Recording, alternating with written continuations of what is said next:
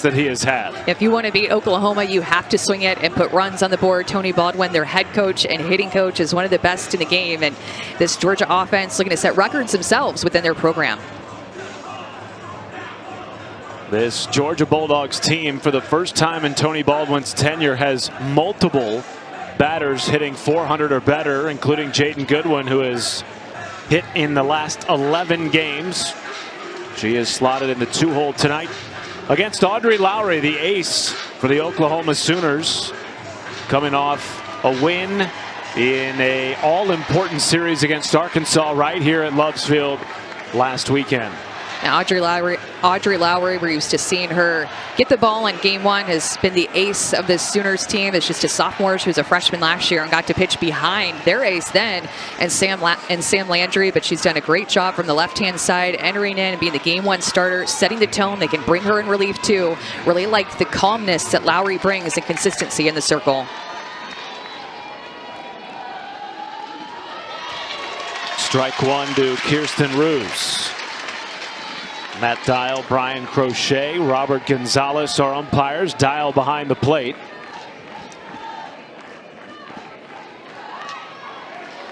And Roos, one of 12 newcomers this year for Tony Baldwin, including 6 transfers.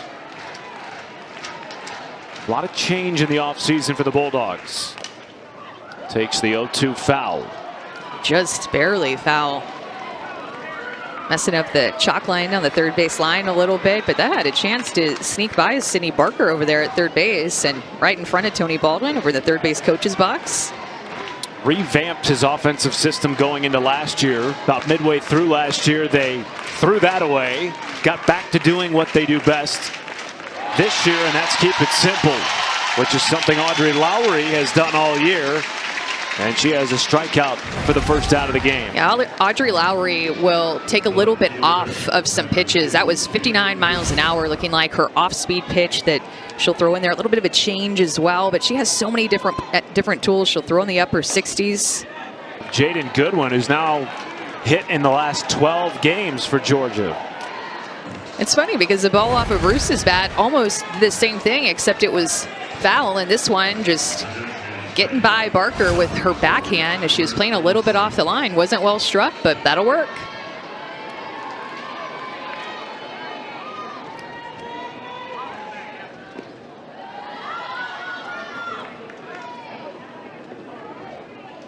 And you could tell Tony Baldwin a little bit upset that Goodwin was not running on that. That is absolutely a ball that she should be standing at second base. He's kind of kicking the turf right now. And Matt, when you play Oklahoma, we talk about this every time that we have them. You have to take advantage of the few mistakes that they give you. It's not often. They're one of the best defenses in the country because that's what they're going to do on offense. So when you're on offense, you have to do the same thing. Every 60 feet is so important. You have to make them pay for their mistakes too.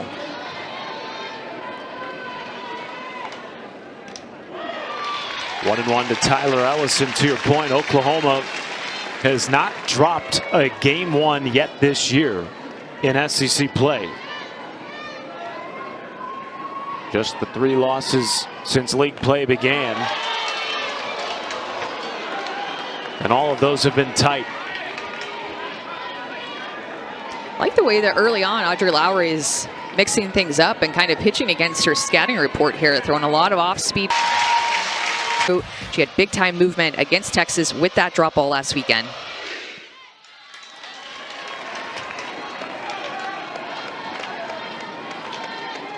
Was one of the transfers in the offseason nationally that made waves, Amanda, when she hopped in the portal and decided to come to Georgia. Had such an excellent freshman year at UCLA, top 10 finalist for National Freshman of the Year. Speaking of star freshman, a 2-0 count to Kai Minor, who this week was named as one of a pair of Oklahoma Sooners to the top 25 freshman of the year watch list. Kendall Wells, the other, will bat 5th tonight for the first time in SEC play.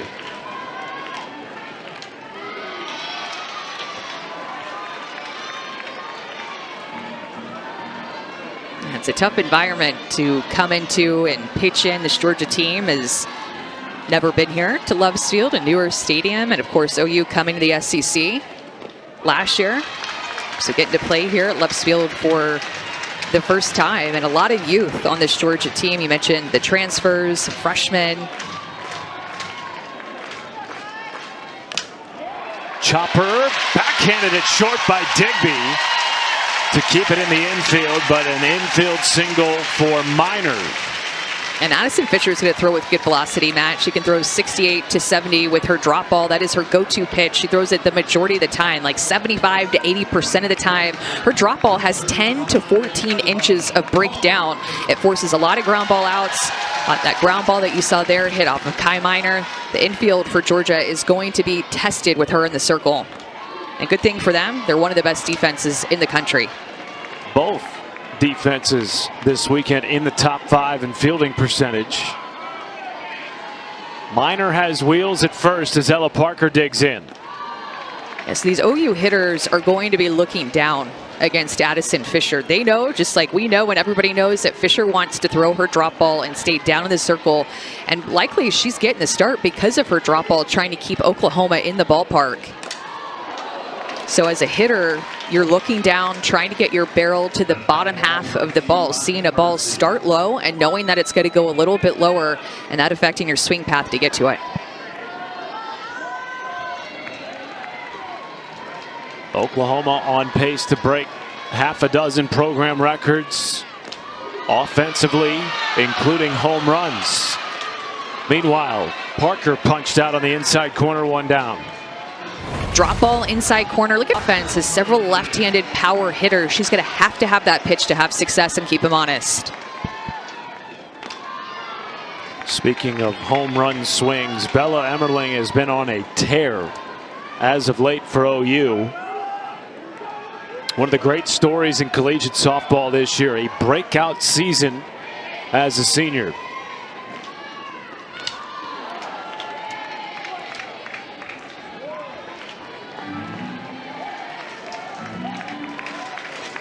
Began her career as a catcher, moved over to first base this year for the first time in her career to make way for Kendall Wells. Runner goes, it's Minor, and she's under the tag. No! Out! And immediately she gives the signal for Patty Gasso to challenge. And I believe Coach Gasso is going to do so. Boy, on first look, I thought she was safe. Yeah, I think so as well. We'll take a look, but I thought her foot definitely got in there. Oh, maybe it actually almost looked like it got caught on the dirt. The ruling on the field was a runner is out at second base.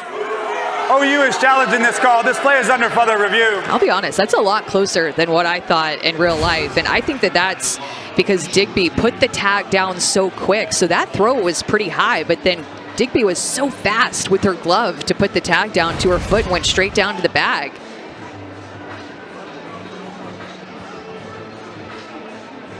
I think this is going to stand. I agree. I think she's out. What That's a great call, look. man.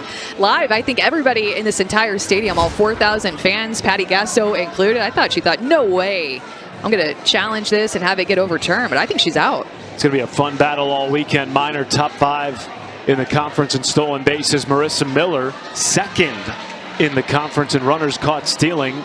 This might be her 8th of the year. To me, I mean, look, her glove looks like it's on the foot. Right there. Right there. Caught her heel before the toe touched the bag, it looks to me. And the call in the field is out, so that's not clear and obvious to me that Kai Minor is safe. Would be one of the rare times this year that Minor has been caught. Just the 4th time, in fact, if the call stands.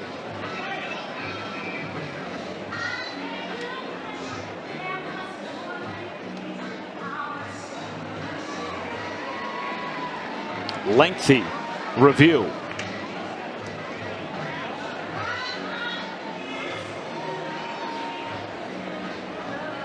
Patty Gasso told us today she loves batting Minor leadoff because it's almost like an automatic double. She steals second with such frequency. The ruling on the field is confirmed. The runner is out. That will be Oklahoma's first challenge. They'll have one remaining. I'll tell you what, I really like the way that Georgia is just already feeling like they're attacking everything, meaning I like the way that Addison Fisher is attacking the strike zone, throwing with good velocity, going at these hitters. I like the way that Miller just attacked that throw. Digby attacked the tag. I mean, that's a big deal when you come in on the road and set that tone in the first inning that, hey, we're here to play. It's a challenging environment to play in, but you set the tone in the first inning about how you're going to show up this weekend. 3-1 Emmerling. Flared into left field. It'll drop for a base hit. And now how big was that runner caught stealing by Miller? On a ball like that, Minor may be at third base. And Emmerling got jammed. That pitch was about a ball off the plate, but she just swings so hard and she's so strong that despite getting jammed, she's able to float it out into left field with the left fielder Goodwin playing her so deep because of her power. And now the power swinging lefty. Gabby Garcia looks at a strike. Sooners just one swing away from breaking their own NCAA single-season home run record set back in 2021.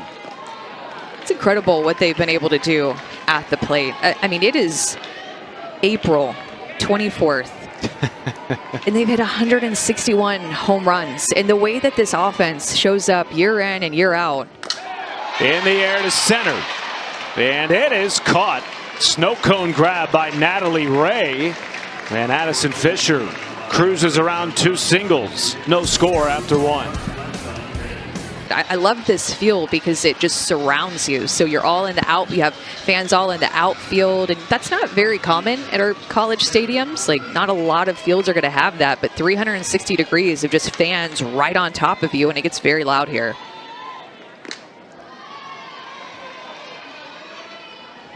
They have been excellent at home.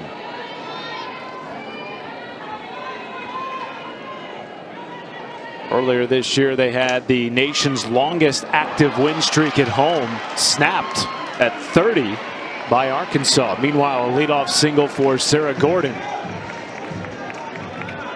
And you think about the postseason, that they're going to be hosting regionals, and that if they get out of their own regional that they'll host, likely hosting super regionals, as OU is really setting themselves up to grab a top 8 seed once the bracket comes out. So this environment is tough to play in for an SEC game, but also the postseason. One on, nobody out for Marissa Miller.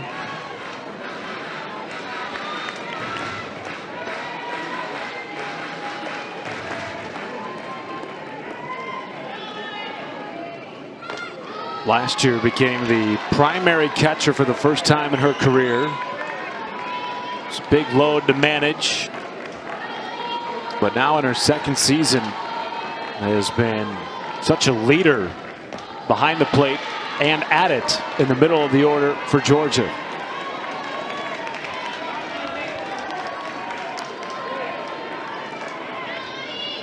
Tony Baldwin, a former catcher himself,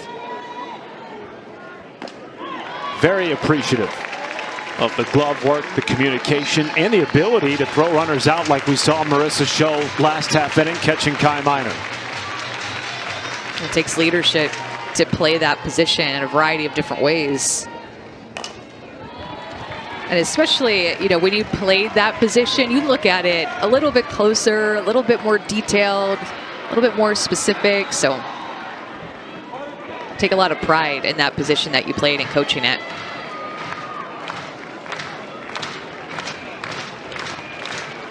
Looks like something blew onto the field and right. Ella Parker's going to go handle that. No, a door swung ajar. A woman of many talents, Ella Parker. Full count to Marissa Miller. One on, nobody out here in the top of the second.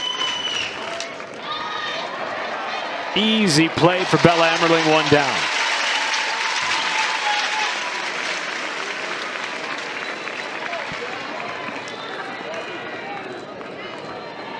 First baseman, number 32, Gabby Novickus, one of 6 freshmen this year for Tony Baldwin. Really, Amanda, an under-the-radar freshman star. Tony Baldwin told us candidly today he was disappointed not to see her name in the recent release top 25 freshman of the year watch list recipients. Maybe playing with a little bit of a chip this weekend. Yeah, that's a well-hit ball. Audrey Lowry up to this point is pitching them more on the outside corner. Here she comes in with the curveball, and Novickis is just looking for that side of the plate. Barrels it up to the left side. Audrey Lowry going to be more drop curve. She can go up with her rise and mix the speeds with her changeup and her off-speed pitch. A lot of different tools for Lowry. Seems to me like Georgia, no, it's early, small sample size. They're coming up and getting their hacks on these pitches. And especially against a pitcher like Lowry, who has such good stuff, you want to go up looking for something early that you like to hit. You know what you're looking for. You have a plan.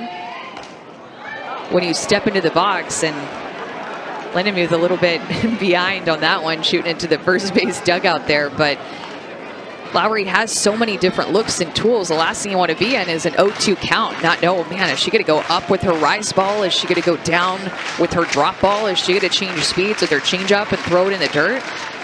So many different options with the way she's throwing this year. That's what Patty Gasso said about Lowry coming to the year. She went to another level this year. Her commitment to the things that she needed to work on, including getting stronger and working hard in the weight room. I mean, she came into this year as a sophomore throwing 2 to 3 miles an hour harder than what she did as a freshman, and it gave her confidence.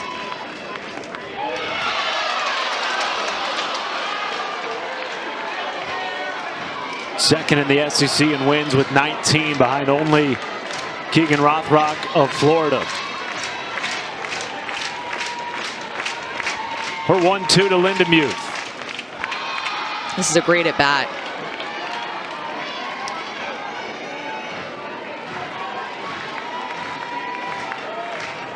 You have to have a keen eye when taking pitches against Audrey Lowry, who's also top 3 in the league in strikeouts looking.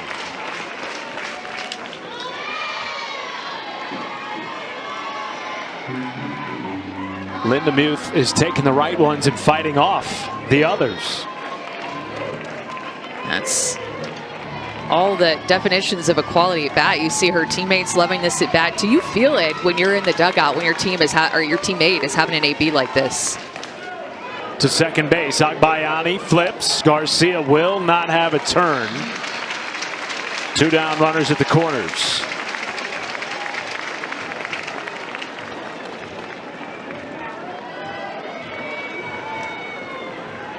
The center fielder, number 12, Natalie Ray.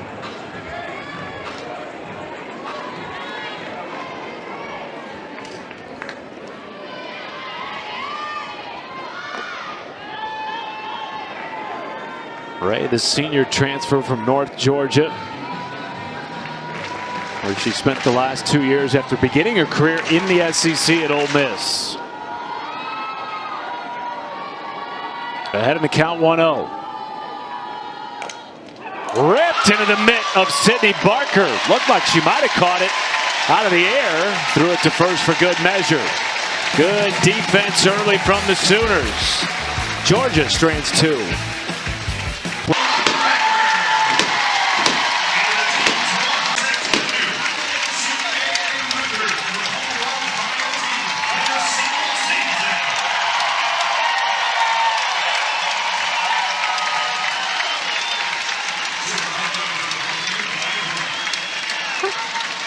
How do you not just have a smile on your face, just watching her hit, getting to do it on your home field in front of 4,000 fans? I have goosebumps like everywhere, and seeing how happy her teammates were for her is just always the best. One pitch, one swing, more history for Kendall Wells. What a season, and it is far from done for one of the great freshmen that this sport, Amanda, has ever seen. You see her on deck. Everybody has their phone up. Before she even steps into the box, there were fans behind her when she's just still 60 seconds away from entering the batter's box, just wanting to have a video of Kendall Wells, just having her on deck and just stand in front of them on their phone. I mean, she's such a big deal in our sport so quickly. McDaniel to short. Digby one hops it into the mid of Novickus, one down. And to think that she set the OU single season program home run record in a single season, and also the team home run record nationally, all in one swing. First pitch. Now 12 of her 35 home runs that she's hit have come off of a first pitch. And she's done it all before May. Think back to Jocelyn Allo's back-to-back 34 home run seasons in 2021 and 2022. Man, has she reached those numbers in the World Series? Wells has done it in late April. And obviously the way they've done it is a lot different. Allo was pitched around quite often throughout her career, particularly in those two record-breaking seasons. Wells has been pitched to more often, but still a remarkable feat. Well, and Allo hit 34 in her junior and senior seasons. I mean, she was a veteran. She was experienced. She had been around the block. Kendall Wells is doing this as a freshman. And like Patty Gasso said, you see her there. She's the life of the party. She's the life of the party on the bus, in the dugout. Her teammates just love her. Patty Gasso said they all want to be around her. On the road, they all want to room with her. So it's not just the home run swing for Kendall Wells. It's this electric, magnetic personality that she brings to this OU program. Strike two to Abby Dayton, full count. It's interesting. Patty Gasso has said this throughout the year, but especially lately as she's gotten closer and closer to not only tying but now breaking the record, she shies away from the limelight. Prefers all of the light to be on the team, doing whatever the team needs to win. It's never been about chasing records. That's sort of been a byproduct, Amanda, of her just trying to be an impactful member of the Sooners program. She just seems so awesome. You know, loves softball, loves her team. Second strikeout of the night for Addison Fisher, two down. And I will say, you know, having been a freshman myself, playing as an everyday starter, not hitting 35 home runs like Kendall Wells has, but you're a little bit naive as a freshman. What's at stake? You're just playing and trying to take it all in. And I think that with her personality combined, just calm, cool, and collected. Agbayani to left. That will end the second inning. A second inning that nobody in this building will ever forget. Welcome back to Norman, Oklahoma, where the Georgia native Kendall Wells has just broken another record in her freshman year. The all-time single-season program record holder with 35 homers. Only fitting, Amanda, that she was the one to also break a new program single season and NCAA single season home run record by a team with the 162nd bomb of the year for the Sooners. You know what else I was thinking, Matt, is, you know, she's their everyday starting catcher too. And coming from high school, being a freshman and taking on the catching load that she's taken on this season at such a high level is another incredibly impressive part about what she's doing. Your legs get a little bit tired toward the end of season, right? When your legs get tired, your power can sometimes go away and you just don't quite have that same slugging percentage maybe toward the end of the season, but just she's never trailed off. And it's hard to be back there behind the plate, and she is their starting catcher, won that role as a freshman. She's not just a hitter on this team. It's one thing when your coach says something like this. It's another when a teammate says it, as so many have. She's not acting like a freshman, but a freshman acting like a senior. And has a voice, Amanda, as a freshman in a program with the prestige and the mystique that OU has. Just such an impressive young woman. Well, let's add on one more thing to the fact she hit 35, she hit 162. she's doing it here at this field. But remember, she's from Georgia. She's from the Athens area. So the fact, too, that home run is always going to be in the record books against this team that I'm sure she grew up, watching and being around so close to town is just another layer to this story. Broke the NCAA freshman home run record and SEC single season home run records already this year. Did that in 37 games. Now has the Sooners single season home run record, previously held by Jocelyn Allo, and still chasing one more.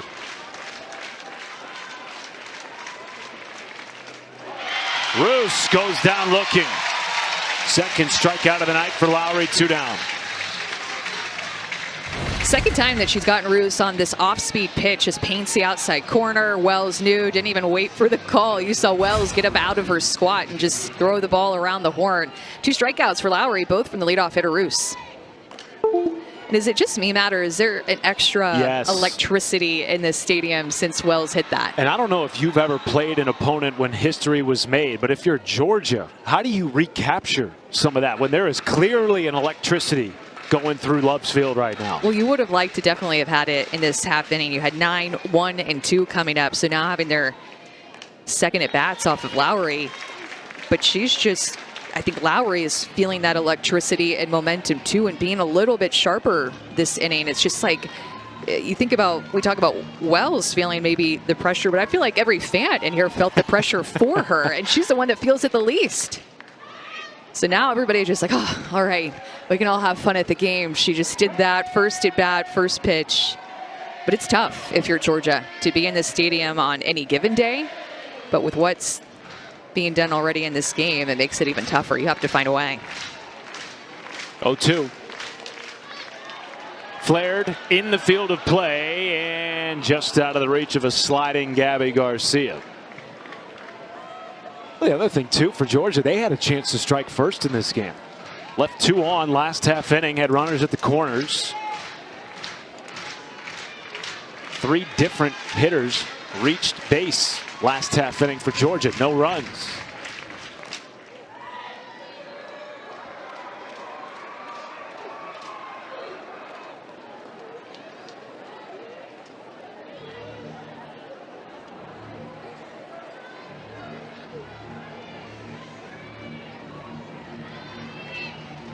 Goodwin is already singled tonight off Lowry.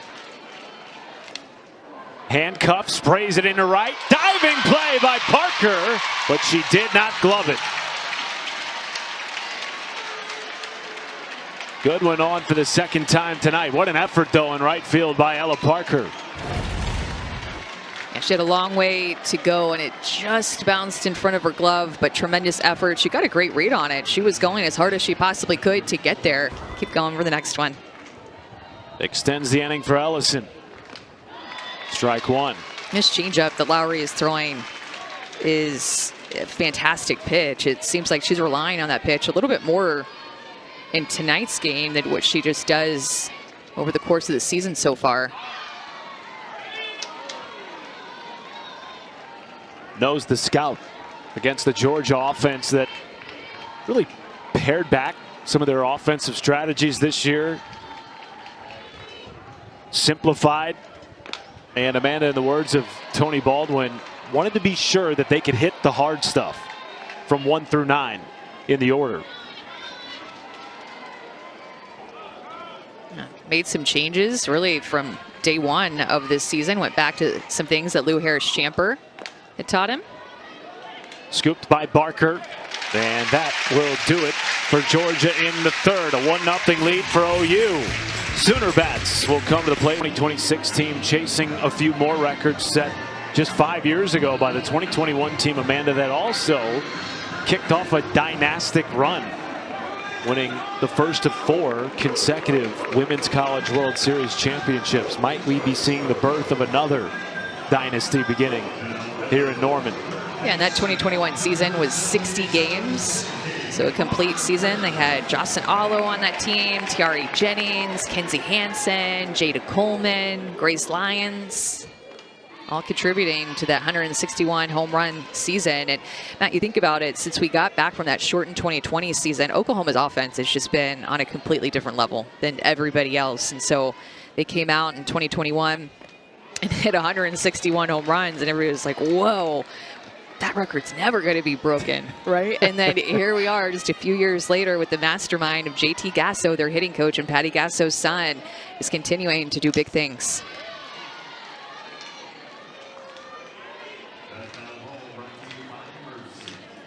Nine-hitter Sydney Barker due up for Oklahoma. Leading 1-0 after Kendall Wells broke the single season program record last half inning. Third strikeout of the night for Fisher. Yeah, this pitch really ties up Sydney Barker. It's a drop ball. It's a little bit more up in the zone. Just so tough to hit. What I've noticed about Addison Fisher so far is when she goes inside, she does such a good job of going hard in, both to lefties and righties. The one mistake that she's made where she just didn't get it in enough was that pitch to Kendall Wells on the first pitch of her AB.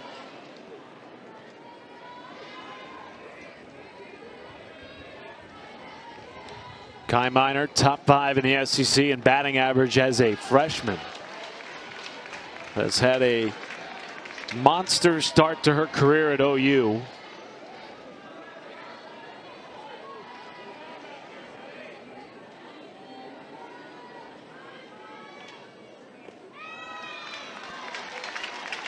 So much speed at the top of this Oklahoma lineup.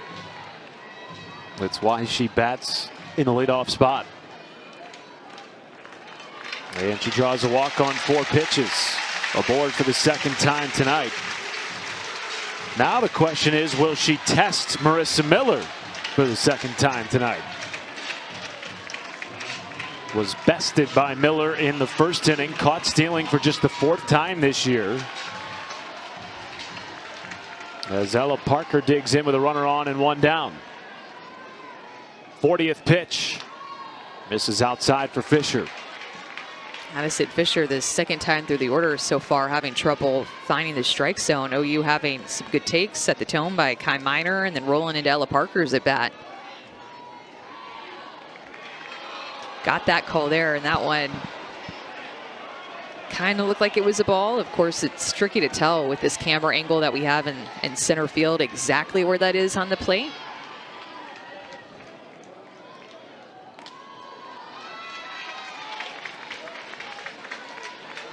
But how difficult is it to be an opposing pitcher against this Oklahoma team that has 5 hitters with double-digit home run numbers already? Parker into the gap in left center, and it's off the wall. Minor will hold at third. Parker with a 1-out stand-up double. Well, Patty Gasso calls Ella Parker just a professional hitter. Look at her get her barrel down to this pitch on the outside corner, about a ball off the plate. But we talked about this earlier, against a drop ball pitcher like Addison Fisher, you have to think about hitting the bottom half of the ball. Just a great piece of hitting, great swing by Ella Parker to stay on that outside pitch.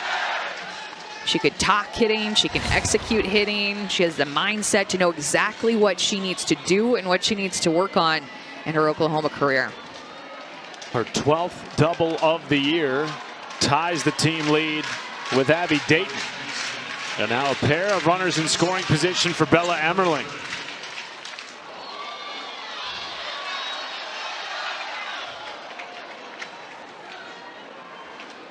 Emmerling having a career year at the plate, which might be also the understatement of the year for this Oklahoma team.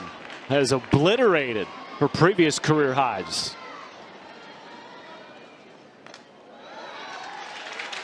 And she's had a home run now in 4 straight games. And remember, Oklahoma lost game 3 to Texas and then lost the midweek game to Bedlam. They were looking, searching for, it seemed, an answer and a response. And they got one from Emmerling. And I feel like a huge key to Oklahoma's success, because of her leadership and her swing both, is Bella Emmerling. Doubling her batting average from last year, almost doubling her slugging percentage too. I think we forget, Matt, how young Oklahoma is. They have a few seniors sprinkled in there, but start 3, sometimes 4 freshmen.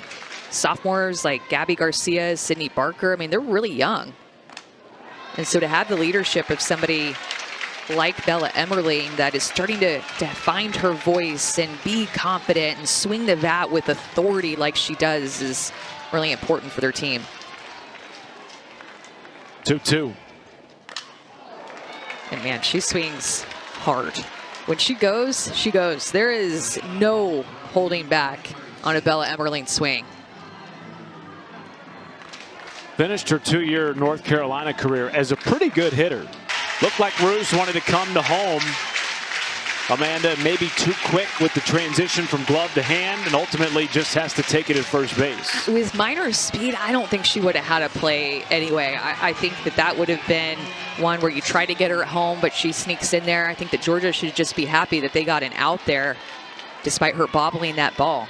And now Chelsea Wilkinson comes out of the dugout, the pitching coach for Georgia.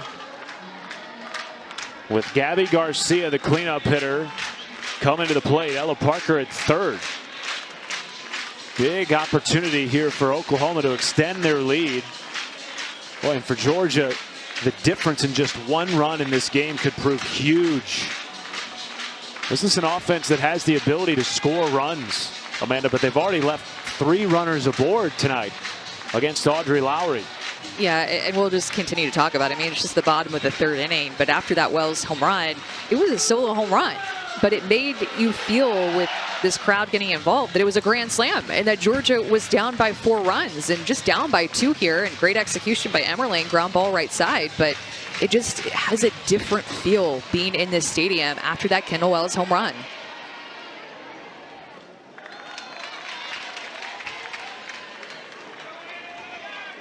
Kendall Wells looming in the on-deck circle. Saw 1 pitch from Addison Fisher so far tonight. Took it to dead center.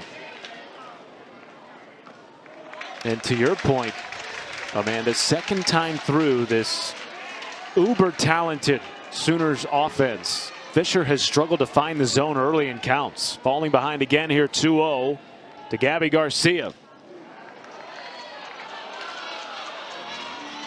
You're aware as a pitcher, all right, second time through the order, this is the second time I face a leadoff, and they're coming around to see me again.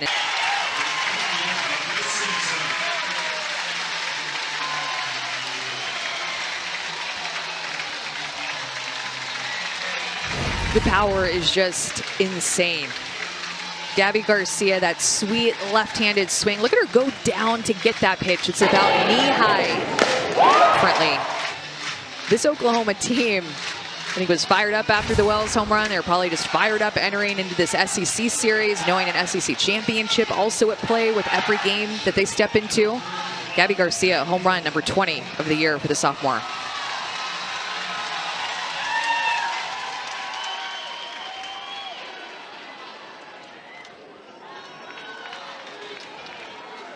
The Sooners have 5 hits. 3 of them have gone for extra bases. 2 of them have left the yard, including Kendall Wells' record-breaking solo shot off Fisher in the 2nd inning. And with just 2 more home runs, she could tie the all-time NCAA single-season record held by Laura Espinoza at 37. 2-0 from Fisher. Staying away from the plate this time around. Yeah, and you hear the boos, the chirps. You know, thinking that maybe they're pitching around her a little bit. They want to see strikes thrown to Kendall Wells as she's in that home run chase.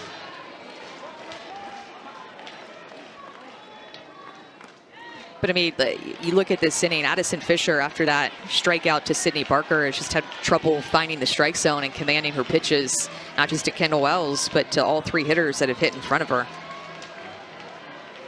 Hitters count.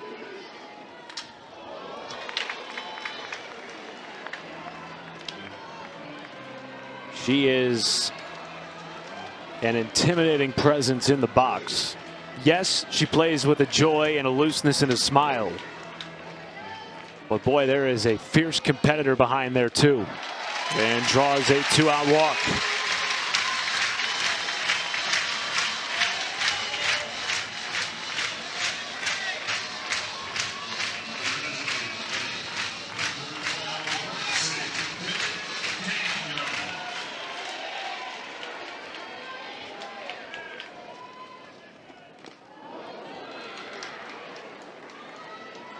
Strike one to Lexi McDaniel.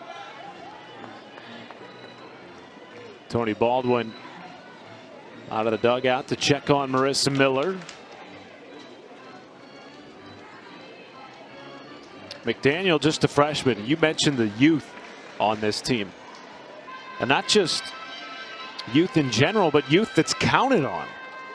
Hannah Wells, of course, standing at first. Lexi McDaniel, one of 5 Sooners hitters with at least 10 home runs. And Patty Gasso told us no matter what, she should hit in every game, regardless of whether she's DPing, playing in the field, pinch hitting, it doesn't matter. She's hit so well this year, we can't afford not to have her come to the plate at least once. Well, these players that are freshmen too for Patty Gasso that have come in, they're just so versatile. They can play a lot of different positions. They are very athletic. Even Kendall Wells, who's the home run queen right now, I mean, she can run well. You know, she could play third base, first base if needed. They're multi-dimensional players that add a lot to this roster.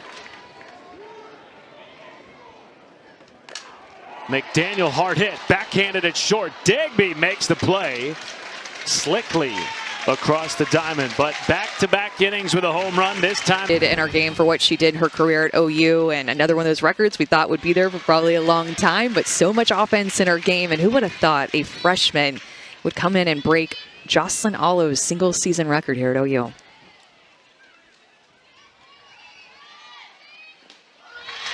What's changed in our game, in your opinion, in recent years that has made it so offensive, where we're seeing year after year program records, single season records being broken?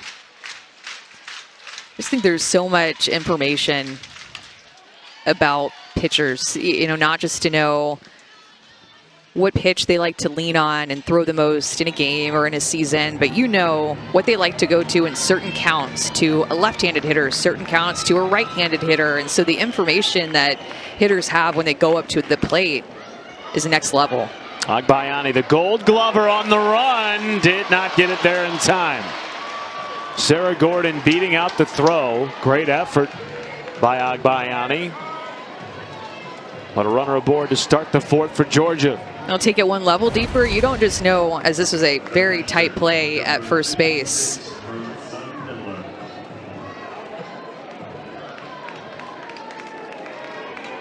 Great call. But to take it another level, you know the RPMs that their pitches come in at, the vertical break that their pitches create because of that spin, the exact velocity. You know everything about a pitcher before you go up to bat. You've in your mind, you visualize seeing it, the ball come out of her hand and seeing her for multiple, I would say maybe 10 plus at bats and hundreds of pitches. So it's just tough to be a pitcher in our game right now with the preparation that hitters have and the development of our hitting coaches and how well they're just pushing the envelope and getting things done. 1-1 to Marissa Miller. Opposite field, it'll be gloved by Parker. Gordon moves up to second base. 2 on, nobody out for Georgia in the 4th.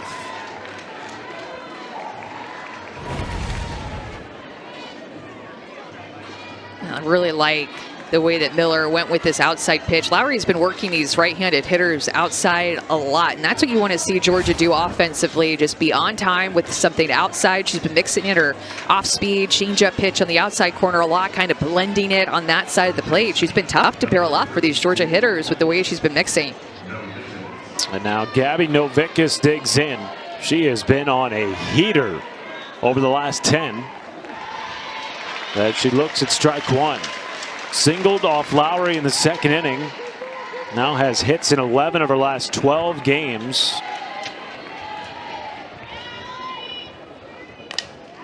Bounces it to 3rd. Barker snares. Agbayani to 1st. Not in time for the double play. One down, runners at the corners. Deja vu for Georgia again. Very similar spot in the second inning. They left two and were unable to score against Lowry.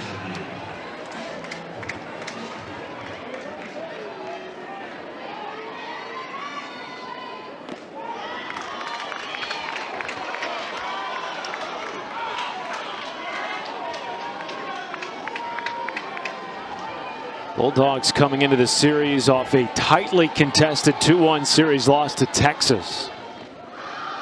Had a chance to win that series. Trailed 3-0 early in Game 3 on Monday night. Came all the way back to tie it in the bottom of the 7th, forcing extra innings before Texas plated 3, taking Game 3 by a score of 6-3.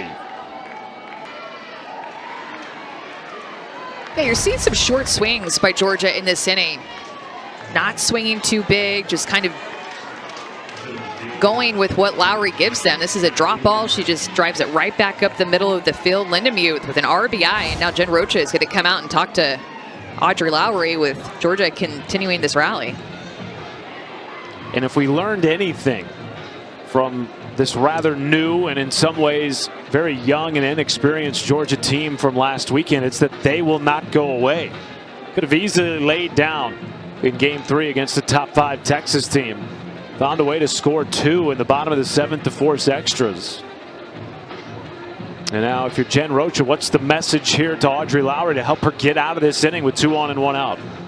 And I think just touching base with her, and I think a big reason that a pitching coach calls timeout to come out and talk to her pitcher, just to slow Georgia down and give her pitcher just a breath. She might be telling her things that she just told her in between innings before Georgia came out and picked up their bats to hit, but it's just all about slowing things down, putting the momentum back into the hands of Lowry with that timeout, and feeling like Georgia's just going to slow down offensively. And two, I feel like Jen Rocha, she just gives this confidence to pitchers when she goes out and talks to them. She's so calm, so confident, has won multiple national championships at Florida and then also here, of course.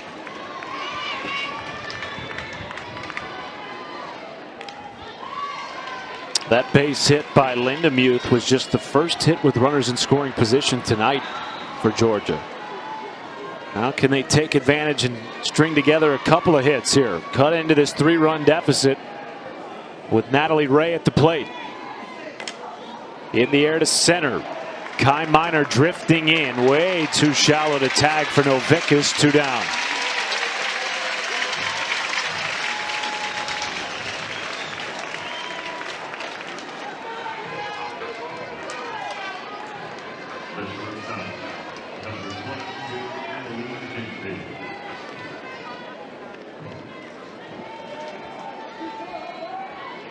In steps Emily Digby.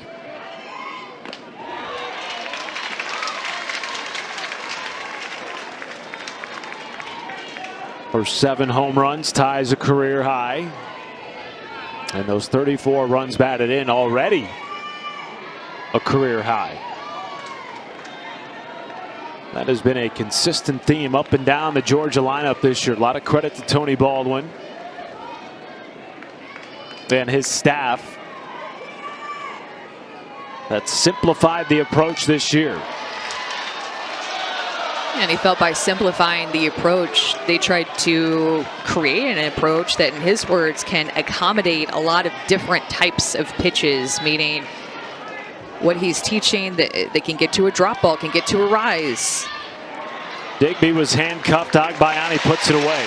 So after the visit to the rubber by Jen Rocha, 2 quick outs for Lowry. And again, Fisher, 65 pitches in 3 innings, 4 earned runs.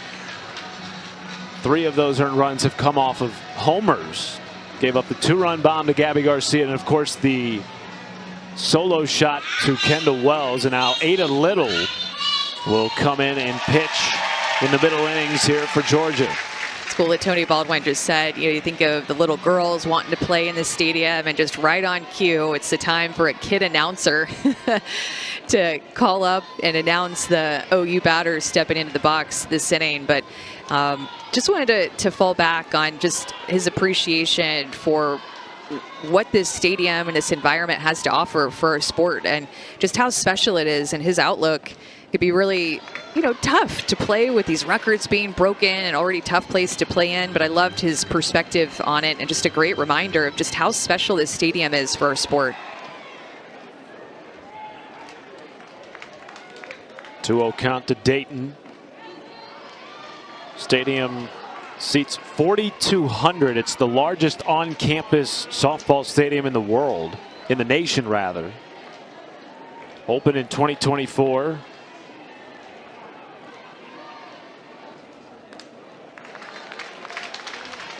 And has hosted regularly the largest crowds that you'll find anywhere in the country.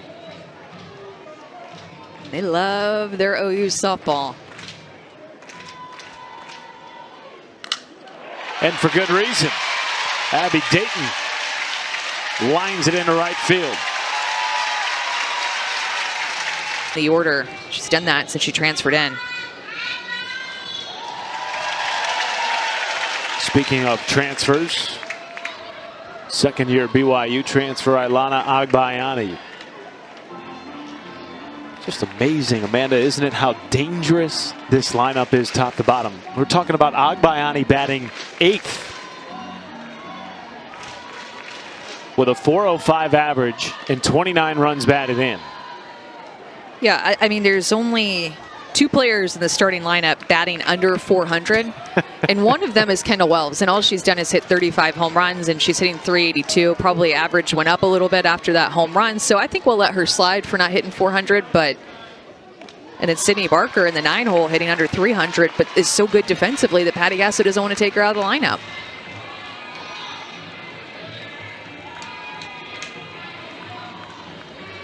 As an opposing pitcher, what is your approach to a lineup like this? As Agbayani flares it into left, 1 down. You just have to be perfect. You really do. Meaning, whatever your best pitch is, you have to be hitting corners with it. If it's a drop ball, it has to be on the knees, on a corner every time. And I was actually doing a radio interview today talking about this exact topic as well. And I think, too, you have to pitch against your scouting report a little bit. Meaning, I don't know, if you throw 10% changeups on the entire season, maybe you need to be like 20 or 30% in the game against OU that day. You have to pitch against your scouting report a little bit, and execution and command of your pitches is a must. Getting out of your comfort zone.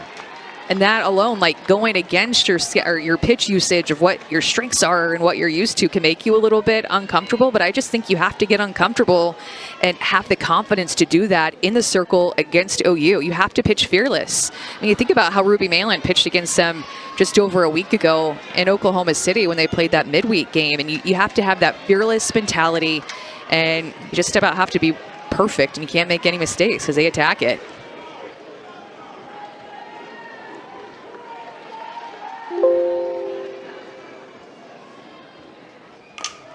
Barker off the glove of Lindemuth at third. Dayton will hold at second. 2 on and 1 out.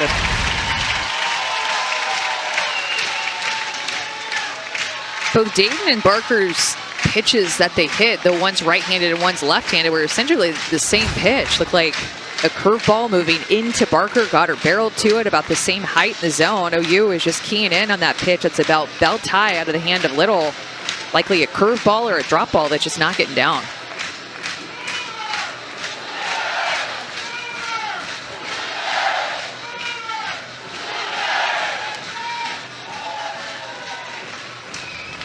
Another capacity crowd on a Friday night in Norman.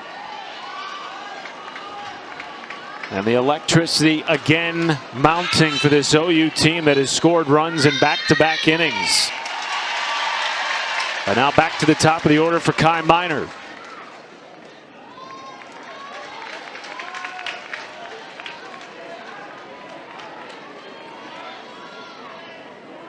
Miner has twice reached tonight, including coming around to score in the third. Chopper to third. Could be a double play. Well executed by Lindemuth. And that shuts the door on the Sooners' bid in the fourth. Ada Little comes in and does her job. Ew. I'm kind of bummed that we have that middle game because I just want to sit and like watch softball the whole day. Like we know maybe this I'll just stay home and watch you you call the game tomorrow on ESPN too.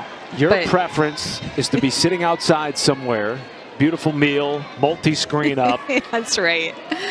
More games going than one could even imagine. It was a multi-view, probably 4 up on one screen. That is just my idea of a good time. By the way, Amanda has one game up going right now while we're broadcasting this game. What? It's all right.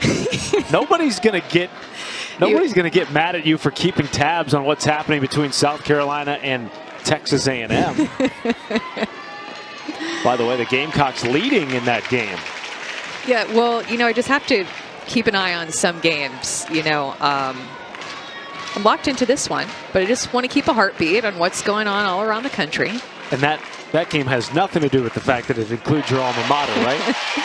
That's right.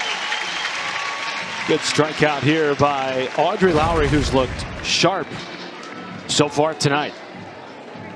And now 3 strikeouts against Roos. The only time that Audrey Lowry has had a strikeout is against Kirsten Roos. I will say, too, that Texas Tech-Arizona State game, I think, could be really interesting. I know that Arizona State is not a top 25 team, but they have Kenzie Brown in the circle for them. Who knows if she'll pitch tomorrow, but she just this last week was Big 12 Pitcher of the Week, an All-American. She got a golden ticket for the AUSL. I mean, she's going to get drafted. She's a very good senior pitcher for Arizona State. So we'll see if she pitches, but Texas Tech, not just the Nyjah show this year with Caitlin Terry transferring from UCLA and just having a heck of a year in the circle and at the plate for Texas Tech.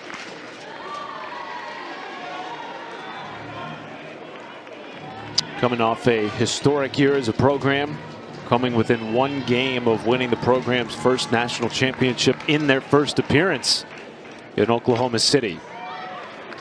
Goodwin rolls to second, out by Annie Gloves, and fires 2 down. And I think that will be something that a lot of people will be paying attention to, will be where Texas Tech will fall within the top 16 national seeds when the bracket comes out. Because you think Texas Tech, and you're like, oh, surely with that talent, and Nyjah Kennedy, and national runner-up, they've got to be a top 8 seed. But when you look at their strength of schedule, you look at some tough losses that they've had recently, their RPI right now is just sitting at 15. So most likely not going to be a top 8 seed, meaning that if they make it to super regionals after winning their regional, they'd be on the road again for the 2nd year in a row. The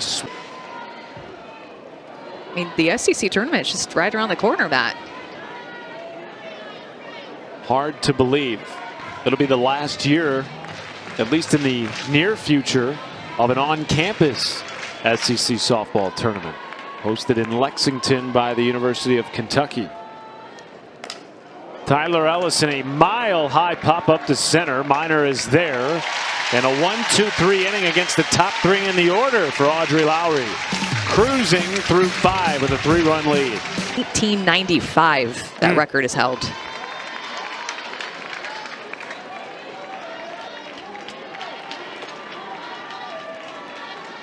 Wells will bat 4th in the bottom of the 5th. Ella Parker leads it off.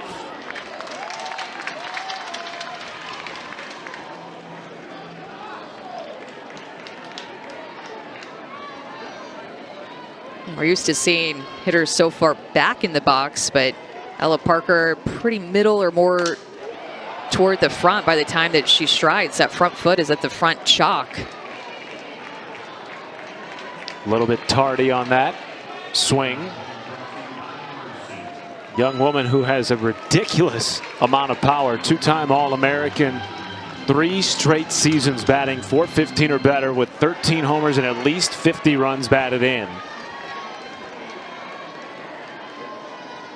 There are no breaks against the Sooners. Well, remember last year, too, Ella Parker really battled shin splints. So she was trying to stay in the lineup, working through that this year. Her health is great. They made adjustments for those shin splints to be able to keep her healthy. Goes down on strikes.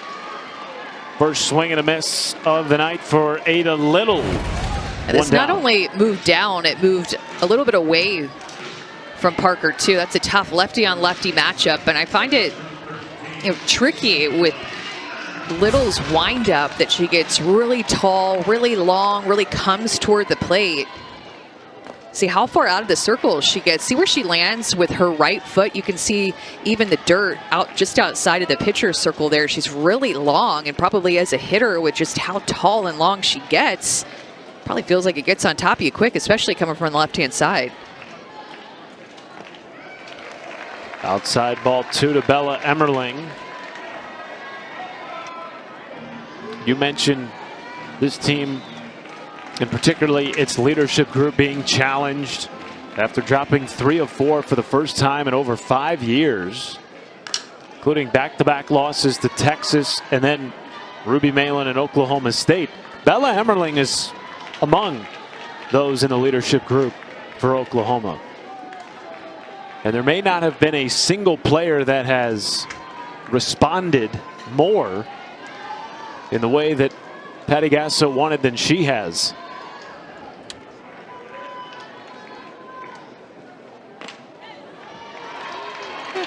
What are you looking at in front of the pitcher circle?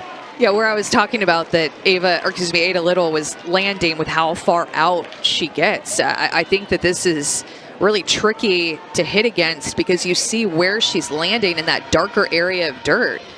I mean, she really gets out there. So whether you're right-handed or left-handed, you're going to feel that as a hitter. She gets really tall. It's legal to come up off of the ground. You see it, she leaps a little bit, but look how far out she gets with those long levers that she has. Full count. Emmerling scorches it through the 5-6 hole. Second time aboard for the starting first baseman. And she will pass the bat to Gabby Garcia, whose last at bat resulted in a 2-run bomb to give OU a 4-0 lead. Meanwhile, we'll have a pinch runner for the Sooners coming in over at first base, Tia Malloy.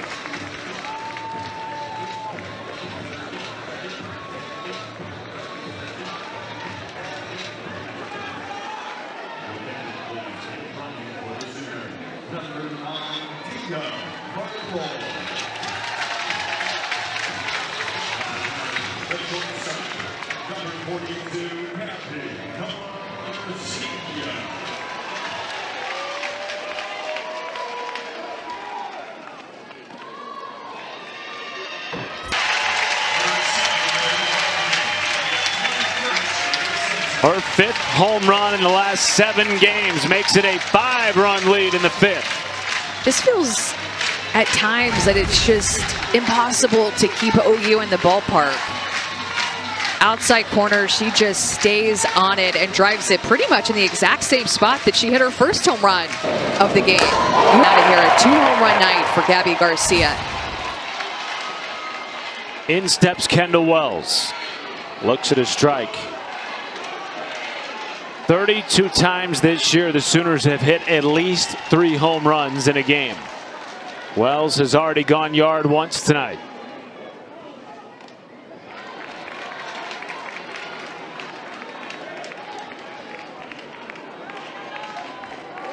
Has the ability to do it again.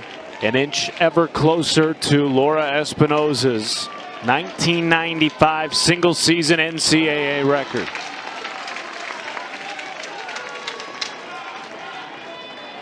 Now just 2 homers away from tying it, 3 from breaking it. 2-1 pitch from Little. You know, it's also been the distance that so many of those home runs have been sent. Hit at least one, 304 feet on this field to center field.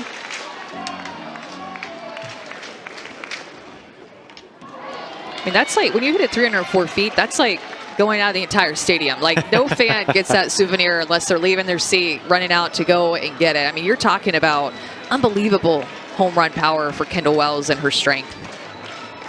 As a freshman. As a freshman. 2-2.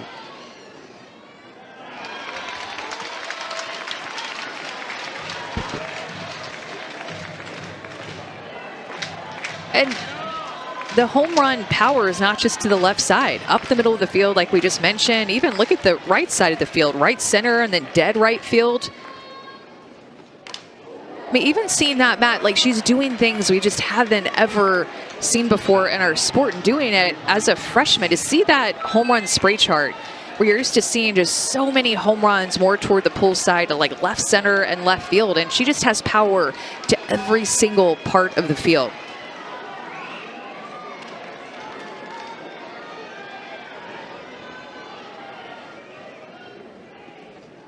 Goes down on strikes. Good pitch from Ada Little. 2 down in the 5th. That's when you hang your hat on if you're Ada Little right there, and you're going to remember this. Look how she gets Wells on the outside corner, chasing that pitch like a drop ball outside. Maybe a little bit of backdoor curveball movement too. I feel like Ada Little's movement is tricky to pick up too, especially, again, we talked about those mechanics that she pitches with. I just feel like she's deceptive to hit against because of her movements. So long too, 5'10" in the circle.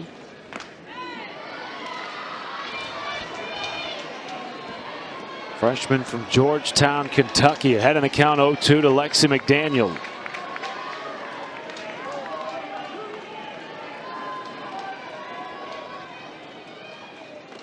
It's a small win, but it's something that, you know, the coaches are looking at. If you're Tony Baldwin, is give up a Gabby Garcia home run, have to face Kendall Wells immediately after that, and you strike her out. I mean, that's a big deal to strike out the next hitter after giving up a home run in any stadium on any given day, but especially against this offense. And if you're Georgia, you look at those little things, little just a freshman. Learning experience for her to be out here and compete against this team on this stage.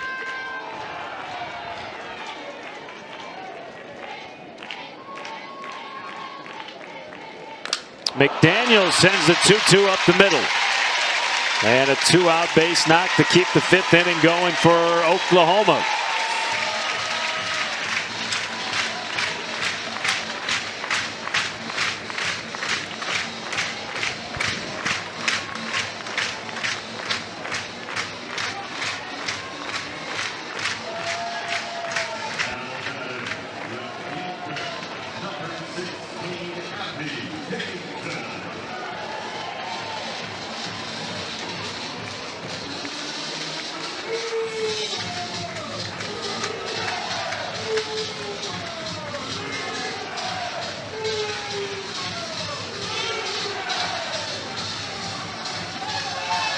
I'm just trying to figure out there who initiated that timeout. Was it Marissa Miller going out and talking to Little? I was waiting for somebody to come out of the Georgia dugout. I didn't know if it was Patty Gasso. I was trying to figure out who called that timeout right there.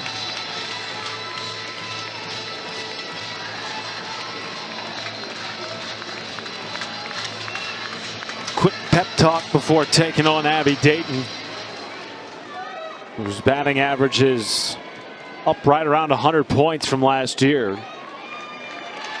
Second-year transfer from Utah.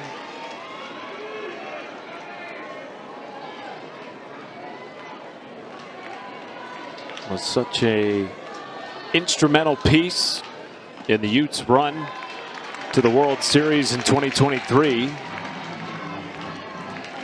Was recruited to Utah and coached by Patty's son DJ Gasso, who now of course is here at Oklahoma. Ahead in the count 2-0. But interestingly, despite choosing Utah first, it's always been a dream of hers to play for the Sooners. Ever since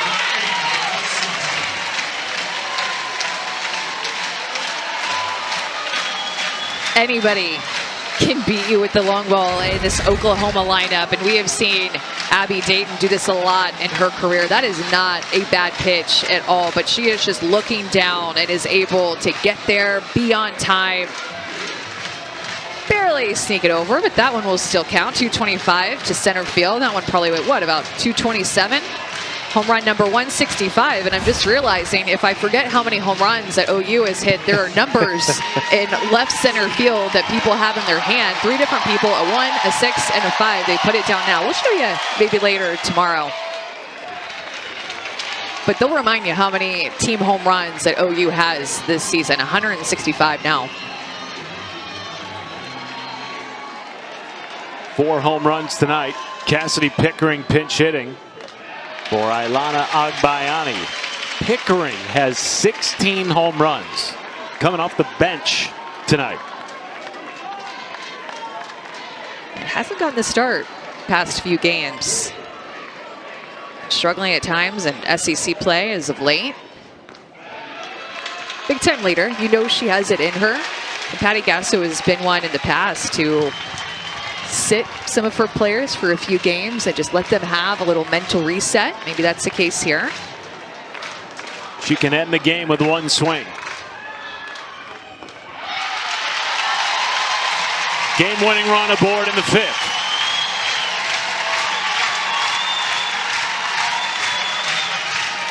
OU with a chance to run rule number 11 Georgia in game 1 of this 3-game set that has so much meaning for the Sooners.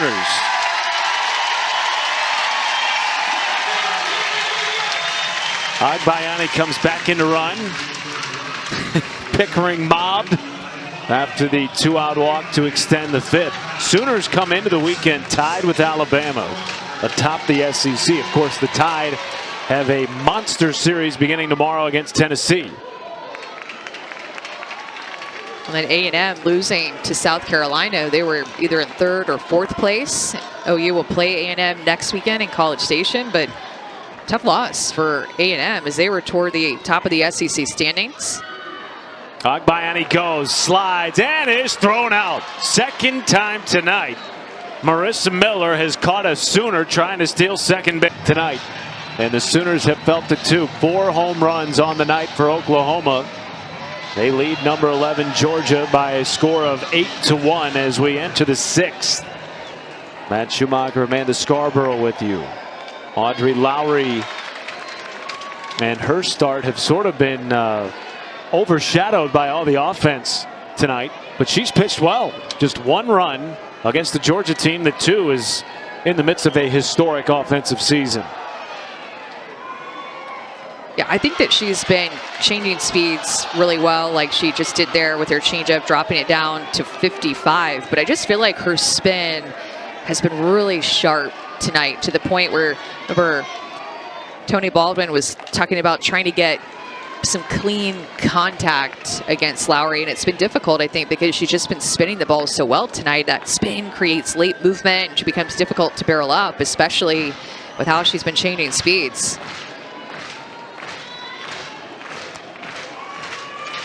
Meat of the Georgia lineup. 1-2 count to Sarah Gordon.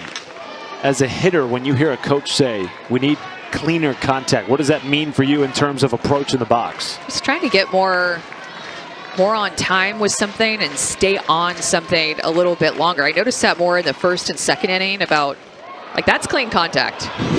And it's down the right field line.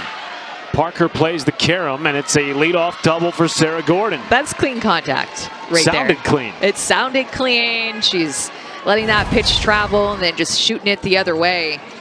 That pitch got so deep. Look at how deep this pitch gets. I mean, she hit that off of her back leg.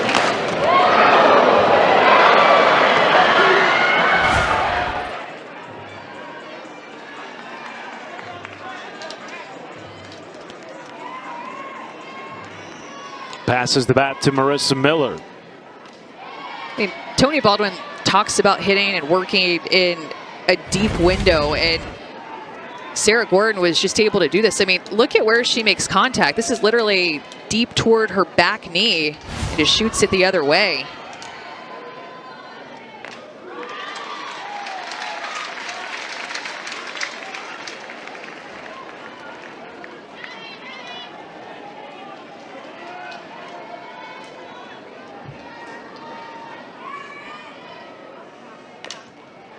Miller fielded it short, sling across the diamond for Garcia. One down as Gordon moves 60 feet closer. That was one that had some tricky spin coming off the bat. That was not an easy one to field cleanly for Gabby Garcia. She handled that well. It didn't look like it was particularly hard, but very different spin. Hopping off the ground.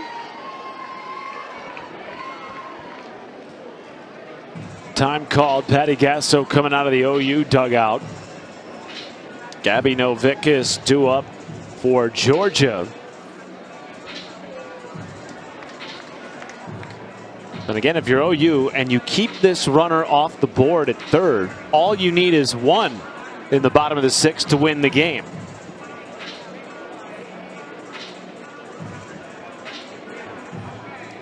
Yeah, I think you can tell Patty Gasso not necessarily talking to Audrey Lowry in that timeout, but talking to her defense. And we don't get to talk about it a lot because I think that the defense of Oklahoma gets overshadowed by their offense. But I'll tell you what, Patty Gasso, there's one thing she loves, it's defense.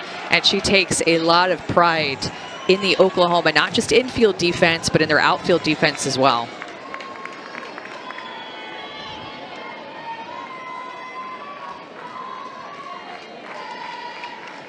Told us today, you can't just be a good hitter to get into my starting lineup.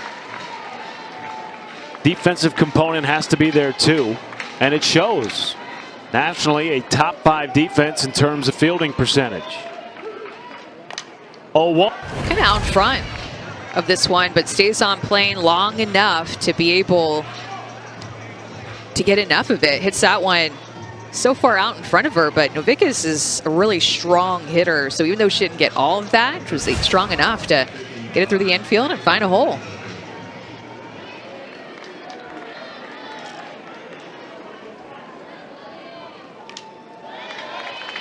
Bailey Lindemuth coming up swinging. Has singled and driven in a run already tonight off Lowry.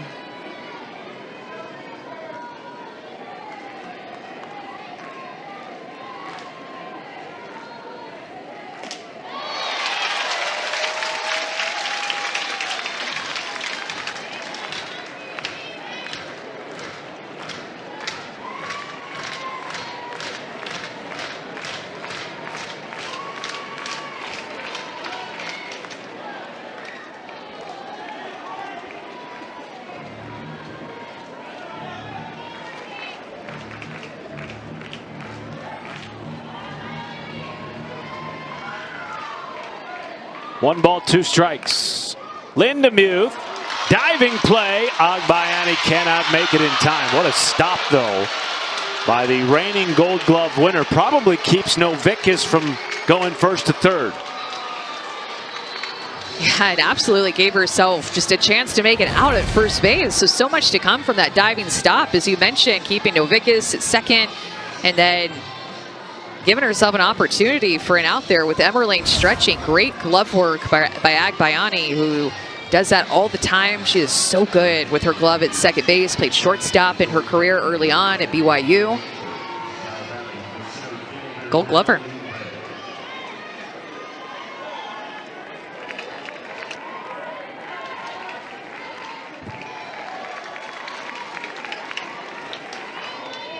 I mean, think about it, Matt. Georgia has 9 hits tonight. It just doesn't quite feel that way. 5 for 14 with runners on. They've scored just the 2 runs and left 5 on base. I mean, OU has 12 hits, but the difference in this game is OU's power in the long ball. And Georgia has lacked that clutch hit tonight. They're 2 for 8 with runners in scoring position. Tony Baldwin told us in the 4th when we had a chance to chat with him, our offense has put us in positions to have a chance. Have been so far. Pitch. Even steps across her body a little bit. Ray does. Cannot stay on that pitch. Move just a touch up, too. 2 down for Digby. Upstairs.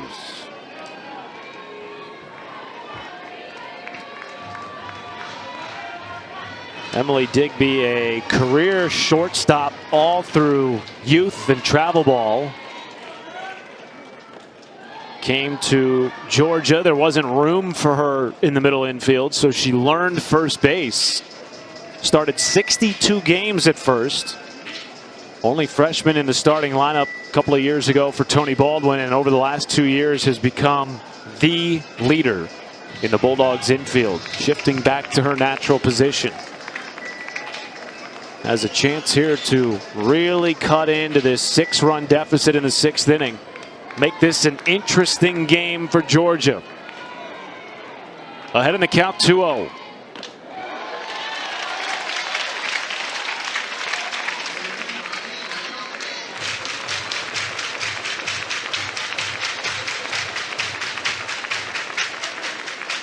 Two on, 2 out. Digby, the Sooners out of the 6th.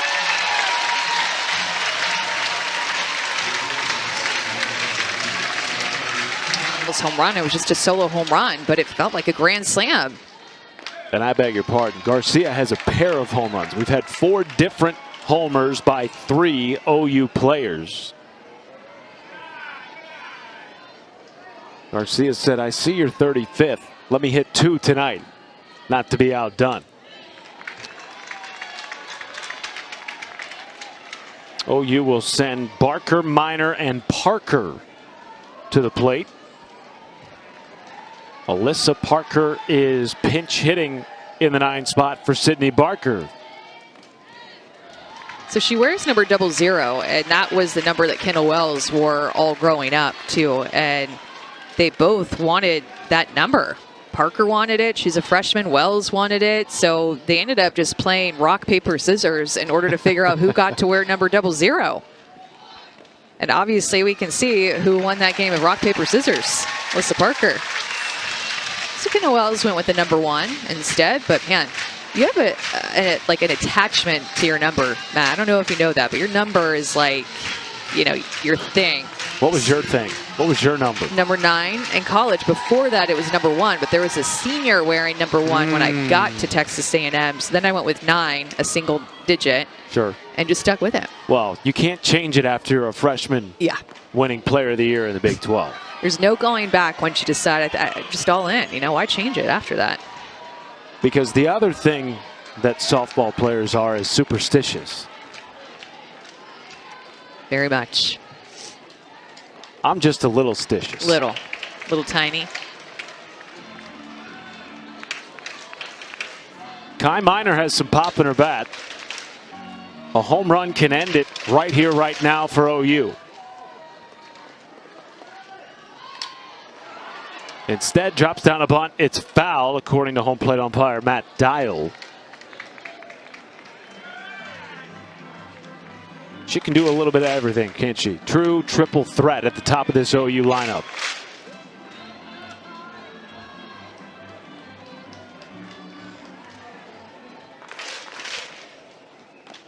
Swings away and goes down on strikes. 3rd K of the night for Ada Little. 1 away in the 6th for Ella Parker. This is where the real power resides in the Oklahoma lineup. 2 through 5. And you can tell too, OU just continues to shake up their lineup a little bit. We noticed that Kendall Wells was all the way down the 5 spot, which she has not hit much in. In fact, today was just the 4th game that she started in that 5 hole. Parker to second, bobbled by Kirsten Roos. A rare infield error for Georgia. A top 5 defense in the country. And now the game-winning run is aboard in the 6th for the Sooners.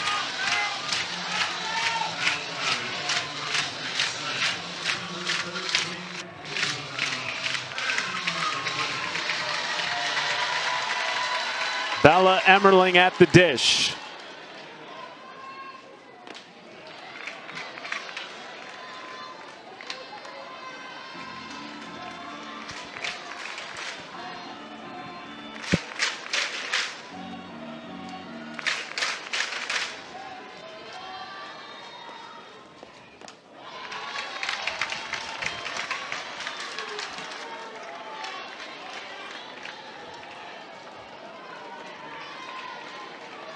Emmerling 2 for 3 tonight. A run batted in and a run scored. 3-0 with Gabby Garcia looming, who already has a pair of home runs tonight.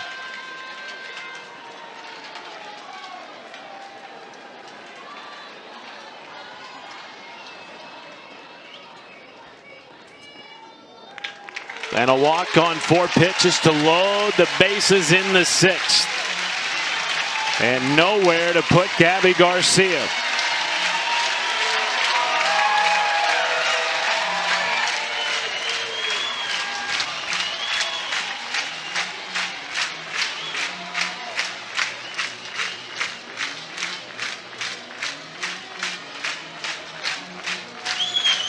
Both of her home runs have been 2-run bombs. One of them coming off Ada Little in the 5th. And 4 home runs tonight. Bases loaded in the 6th with 1 down.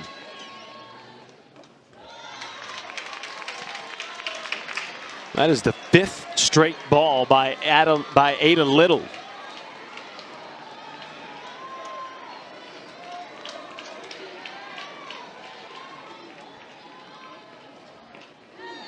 It's a good pitch right there to find the strike zone. Maybe got a little bit off the corner, but great location to get the call.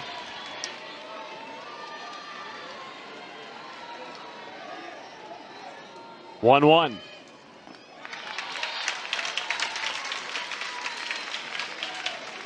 You put her on, Kendall Wells is on deck.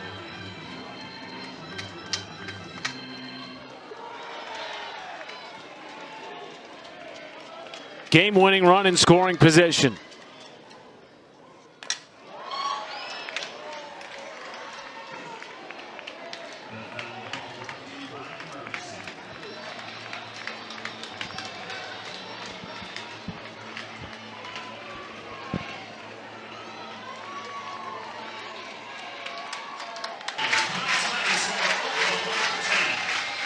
And a 6 RBI night for Gabby Garcia with a couple of home runs. That laser to center field.